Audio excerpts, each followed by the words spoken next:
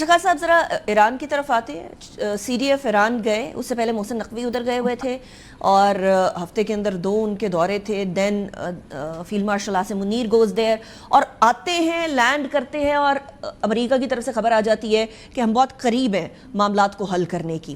آپ سمجھتے ہیں کہ آج ہی آج میں، کیونکہ ہمیں 24 گھنٹے کا ٹائم بڑا امپورٹنٹ بتایا گیا تھا ہمارے سورسز کی طرف سے بھی، and you would know that better, کیا آج ہم کوئی ڈیل ہوتی ہوئی دیکھ رہے ہیں؟ کوئی letter of intent, memorandum of میرا خیال ہے انڈرسٹینڈنگ؟ کہ ہم کوئی تھوڑا سا محتاط رہنا چاہیے. میرا بعد میں آپ میڈیا والے ہی کہیں گے جی اس نے یہ کہا تھا اور وہ یہ کیا، خدا نخواستہ. لیکن جو we are very close to some sort of solution of this problem or the confrontation. We are very close to it.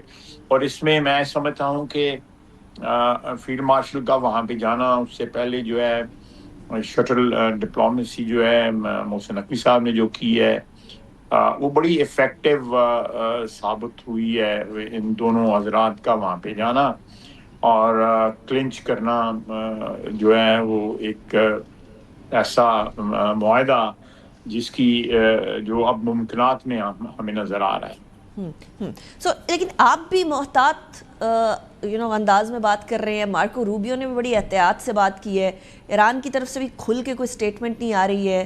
کوئی ابھی بھی رکھنا ہے خواجہ صاحب یا لیک آف ٹرسٹ ہے؟ میرا خیال ہے کہ ایسے معاملوں میں احتیاط برتنا جو ہے وہ دانش مندی ہے، بجائے اس کے کہ چوکے چھکے لگائے جائیں اور بعد میں جو ہے خفت اٹھانی پڑے.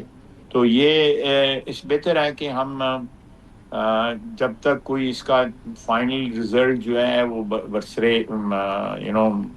عام نہیں آ جاتا اور اس کی کوئی خد و خال سامنے نہیں آ جاتے، تو لیٹس ایٹ لیسٹ میں تو یہی چاہوں گا کہ محتاط رہیں ہم اپنے اندازوں میں. وی کین بی کیئر کے ساتھ کیئرفلی جو ہے آپٹمسٹک ہونا چاہیے ہمیں. رائٹ. اچھا خان صاحب، کیا یہ شروعات ہوگی لانگ ٹرم ڈسکشنز کی؟ کیا یہ شروعات ہوگی ان معاملات کو حل کرنے کی طرف جانے کی جو کہ بڑے لانگ سٹینڈنگ ہے، 47 سال سے لانگ سٹینڈنگ ہے، یا اسی کے اندر سارے معاملات حل ہو جائیں گے؟ اس کی شکل آپ کو کیا نظر آ رہی ہے؟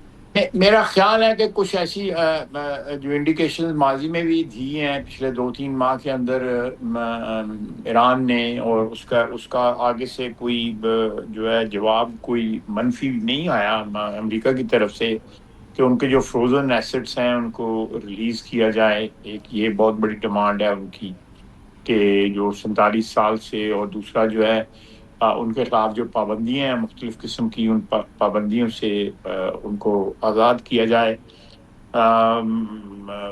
میں نہیں سمجھتا کہ کوئی تاریخ میں ایسی مثال ملتی ہے کہ 47 سال سے کوئی ملک جو ہے پابندیوں میں. میں جب یہ ہوا تھا میں I was a banker in U A E, تو میں لیٹر آف کریڈٹ ڈپارٹمنٹ تھی جس بینک میں تھا، میں وہاں کا اس کا انچارج تھا. تو ان کی وہاں سے ایل سی آتی تھی چاولوں کی، اور اس کی بیک ٹو بیک ایل سی ہم پھر تھائی لینڈ کھولتے تھے. یہ موٹا چاول امپورٹ کرتے تھے، وہ سستا بھی ہوتا ہے ہو سکتا ہے، لیکن ہمارا باسمتی جو ہے وہ پرہیپس اس کا مہنگا ہوگا، بہرحال مجھے اس سے یاد نہیں ہے. تو یہ اس دبئی ایک بہت بڑا کانڈیوٹ بنا کہ یہ پابندیوں کے باوجود جو ہے اپنا کوئی ایک سبسسٹنس لیول جو ہے انہوں نے مینٹین کیا. میں سمجھتا ہوں کہ بڑی بہادری ہے، بڑی حوصلہ مندی ہے، بڑی ریزیلینس ہے ایرانی قوم میں، ایرانی حکومت میں، کہ انہوں نے 47 سال کی بروٹل قسم کی پابندیاں جو ہیں وہ ایک بڑی طاقت، اور اس طاقت کے ساتھ پورا ویسٹ جو تھا وہ گلو ہوا تھا، اور اس میں اسرائیل بھی شامل ہوا. تو یہ ساروں کے مقابلہ جو انہوں نے کیا ہے، میں سمجھتا ہوں کہ ہم ایک تھریش ہولڈ پہ اب پہنچ گئے ہیں جہاں پہ امید نظر آتی ہے کہ ایران جو ہے وہ انٹرنیشنل کمیونٹی کا، برادری کا اب پورا جو ہے ممبر جو ہے انشاءاللہ تعالی معاہدہ ہوتا ہے انشاءاللہ تعالی. تو وہ ممبر جو ہے کمیونٹی کا برادری کا فل ممبر جو ہے بن سکے گا, کوئی پابندیاں اس پہ نہیں رہے. رائٹ. آپ نے اسرائیل کا ذکر کیا ہے اور اسرائیل اور انڈیا سارے پورے پیس پروسیس کے اندر اگر دو ممالک کو اسپوائلرز نظر آ رہے تھے تو وہ اسرائیل اور انڈیا نظر آ رہے تھے, and then to an extent Afghanistan بھی. خالد صاحب, اسرائیل کو سائڈ لائن کر دیا گیا, all western news papers are writing about it. Netanyahu سے کچھ نہیں پوچھا گیا اس سارے معاملے کے اندر, ڈسپائٹ دا فیکٹ کہ نیتن یاہو نے ڈونلڈ ٹرمپ کو اس بات پہ اکسایا کہ وہ اٹیک کریں ایران میں. اب اگر یہ سچویشن دیکھیں اور پھر اس کو ملائیں کہ صبح, ہماری صبح اور وہاں کی رات وائٹ ہاؤس میں شوٹنگ کا انسیڈنٹ ہوا, اور یہاں تقریباً اسی ٹائم پر یا اس سے آگے پیچھے کوئٹہ والا انسیڈنٹ ہوا جو ٹرین کے اوپر اٹیک ہوا. ایک طرف اسرائیل, ایک طرف انڈیا, دونوں ہی خوش نظر نہیں آ رہے. اس کا آپس میں کوئی لنک ہو سکتا؟